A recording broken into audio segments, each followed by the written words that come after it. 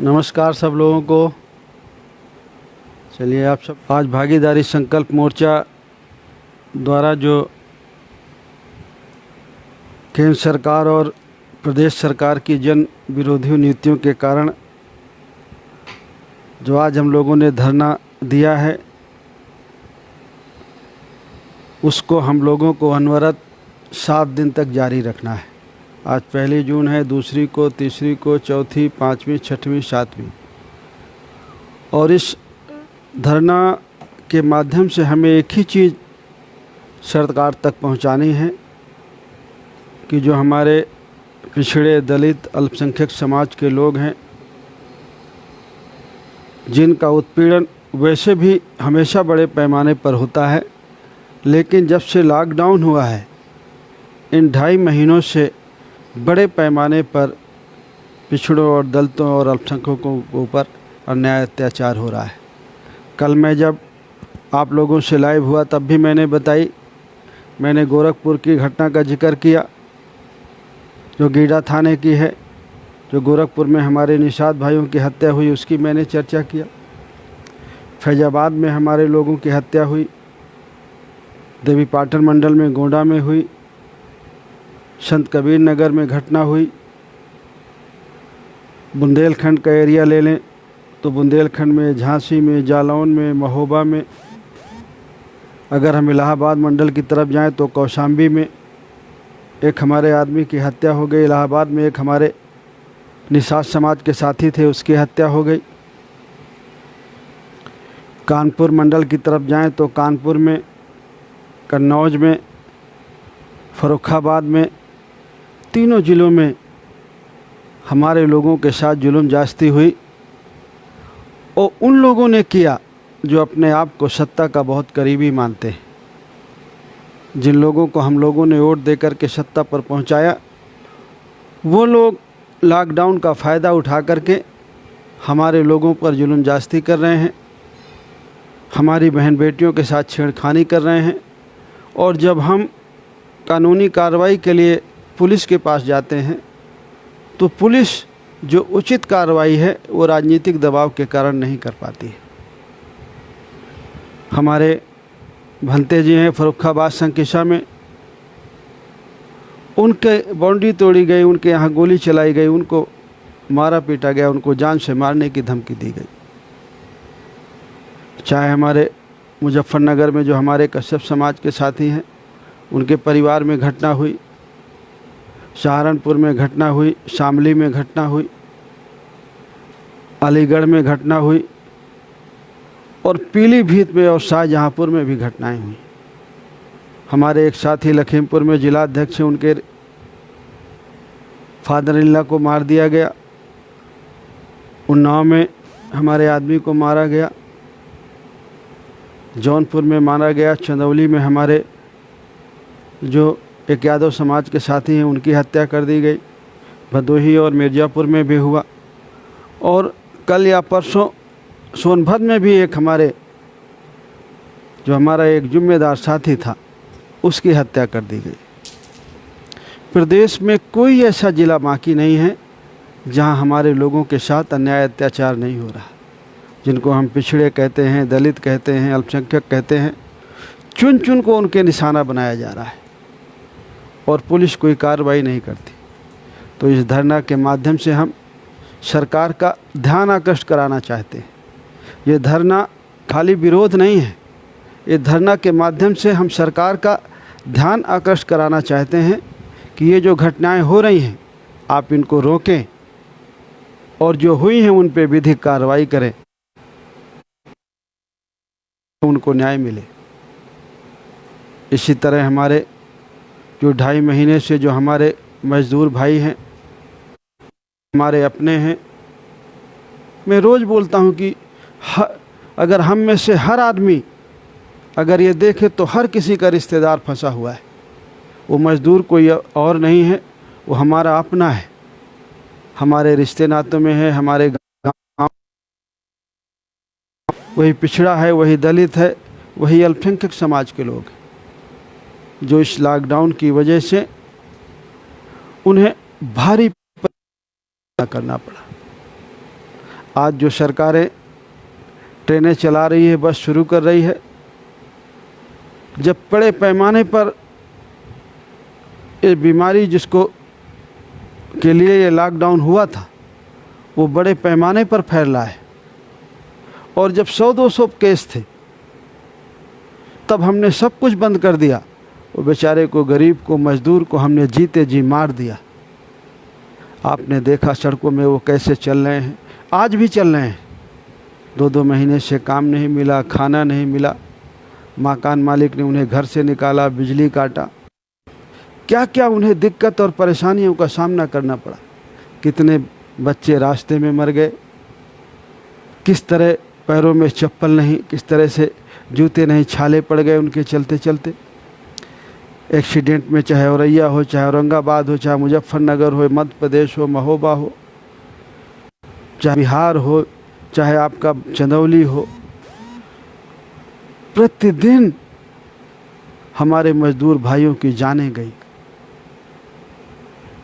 कहीं पर हमारी एक बहन रास्ते में चलते चलते उनको बच्चा हो गया, कहीं पर 12-15 साल की बेटी हमारी 1000 किलोमीटर से अपने पिता को लेकर चलती है।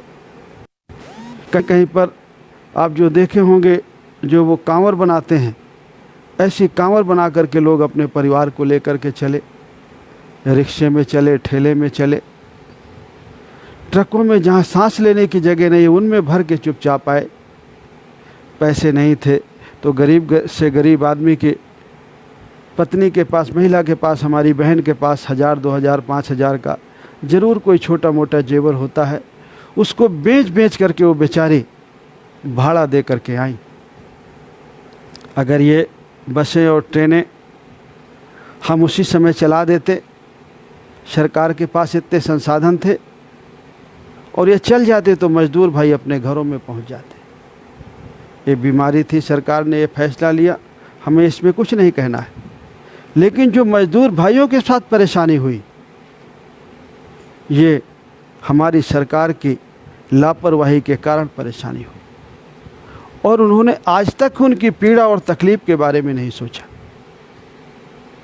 ये बात भी हमें धरना के माध्यम से सरकार का ध्यान इनकी तरफ भी आकृष्ट कराना है कि जो हमारे मज़दूर भाई हैं, इन्होंने आपको वोट दे कर के सत्ता में भेजा है, ये आपकी जय जयकार करते हैं। यही मज़दूरों भाइयों ने चाहे वो प्लेटफार्म बनाया, स्टेशन बनाया, एयरपोर्ट बनाया, बड़ी बड़ी बिल्डिंगें बनाई, ऑफिसें भी बनाया, सड़कें बनाई, सब इनके बदौलत ये सारी चीज़ें खड़ी हुई। और आज वही मज़दूर दाने दाने को मोहताज हो गया। हम इस धरना के माध्यम से सरकार से अपील करना चाहते हैं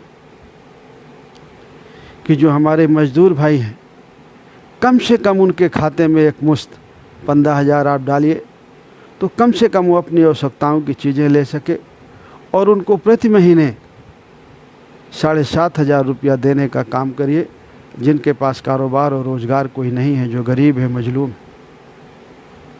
हमारे किसान भाई हैं, उनकी जो फसल का समर्थन मूल्य आपने निर्धारित किया है, चाहे वो गेहूं का हो, चाहे चने का हो, चाहे तिलहन का हो, चाहे मसूर का हो, चाहे अरहर का हो, वो कीमत उन्हें नहीं मिल पा रही।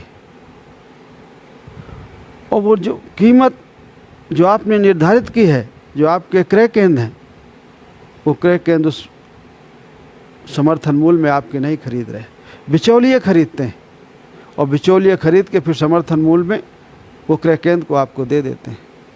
अगर इस तरह से हम जोड़ें कि खाली उत्तर प्रदेश में कितने 1000 करोड़ किसानों का नुकसान हो रहा है, ये आपको ध्यान देने की ज़रूरत है। आपने कहा था बिजली का बिल नहीं आएगा, आपने बिजली का बिल 2 महीने बाद दिया, इंटरेस्ट भी लगा दिया, ब्याज भी लगा दिया उसमें, और सरचार्ज भी लगा दिया। तो आप बिजली का बिल माफ़ करें, और जो किसान भाइयों के छोटे छोटे कर्जे हैं 2 लाख तक के, 2.5 लाख तक के, वो कर्जा भी माफ़ करें। जो हमारे छोटे दुकानदार हैं, जो बेचारे ठेली लगाते हैं, छोटी मोटी परचून की दुकानें हैं, और छोटे छोटे कारोबार हैं, छोटे छोटे फैक्ट्रियाँ लगाए हैं, बिल्कुल छोटे छोटे अपने अपने एक एक कमरों में, उन्होंने लोन लिया है इस लॉकडाउन के दरमियान, उनका कारोबार बंद हो गया है, वो बेचारे किस्त अदा करने के उसमें नहीं, लोन अदा करने की हैसियत में नहीं, तो उनके बारे में भी आपको सोचने की ज़रूरत है, उनका भी कर्जा माफ़ करने की ज़रूरत है। जब आपने इतने बड़ा दिल दिखाते हुए 68,000 करोड़ माफ़ कर दिया कुछ बड़े लोगों का, और इन 6 सालों में आपने 6,68,000 करोड़ माफ़ कर दिया, जो इस देश का जो गरीब और मजलूम है, किसान है, गरीब है, आप उसका भी कर्जा माफ़ कर सकते हैं जो बहुत थोड़ा है। ये सारी बातें आज हम अपने धरना के माध्यम से सरकार को अवगत कराना चाहते हैं। मेरी अपनी सभी साथियों से अपील है कि आप लोग सब अनुशासन में रहते हुए, सरकार ने जो लॉकडाउन के नियम निर्धारित किए हैं उस दायरे में रहते हुए, फिजिकल डिस्टेंस का पालन करते हुए, भीड़ भाड़ नहीं लगाना है, अपने घरों में 1-1, 1.5 मीटर की दूरी में बैठ करके, काली पट्टी बांध करके, और ये अपनी फ़ोटो खींच करके पूरे आज से 7 तारीख तक रोज़ आप लोग 11 बजे से 2 बजे तक धरना दें अपने घरों में, और फ़ोटो खींच के सोशल मीडिया के माध्यम से, और जो गवर्नमेंट की साइट है उस पर भी भेजें। हमारा मकसद विरोध का इतना है कि सरकार का ध्यान मज़दूर की तरफ, किसान की तरफ, जो उत्पीड़न हो रहा है उनकी तरफ जाए, और सरकार उस बारे में सही निर्णय ले। जिनका उत्पीड़न हो रहा है उनके साथ न्याय हो, जो कर रहे हैं उन्हें सज़ा मिले, मज़दूरों के हित की बात की जाए, और जो किसान भाई हैं उनके हित की बात की जाए। हमारा इस धरना का मकसद कुल इतना है।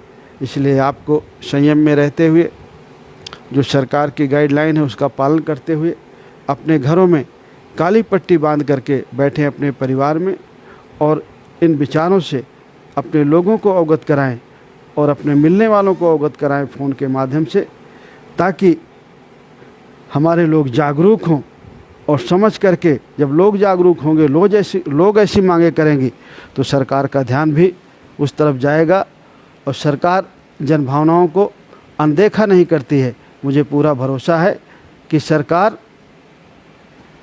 जनभावनाओं का आदर करेगी, और जिन मांगों को लेकर के हमने इस धरने का आयोजन किया है वो मांगे हमारी ज़रूर मानी जाएंगी, और अगर नहीं मानी जाती हैं तो हमें अपने लोगों को जागरूक करके, इकट्ठा करके, जो आने वाला 2022 है, तो जो सरकार गरीब और किसान और मज़दूर के हित में नहीं है उस सरकार को बदल करके हम ऐसी सरकार 22 में बनाएंगे जो गरीब और कमज़ोर और मजलूम के लिए बात करेगी और उसके लिए जो काम करेगी।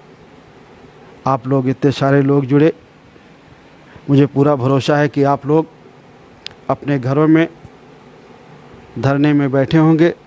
आप लोग भी अपने फ़ोटो शेयर करिए, और जो मैंने आप लोगों से बात कही है ये बात भी आप लोगों तक पहुंचाएं। जो भी मोबाइल का सिस्टम है, फेसबुक का, मुझे तो बहुत ज़्यादा जानकारी नहीं है, लेकिन आज के जो बच्चे हैं, आप लोग हैं, आप लोगों को ज़्यादा जानकारी होगी। तो मेरी अपील है कि इन हमारी बातों को ज़्यादा से ज़्यादा लोगों तक आप लोग पहुंचाने का काम करें। बहुत बहुत धन्यवाद। नमस्कार।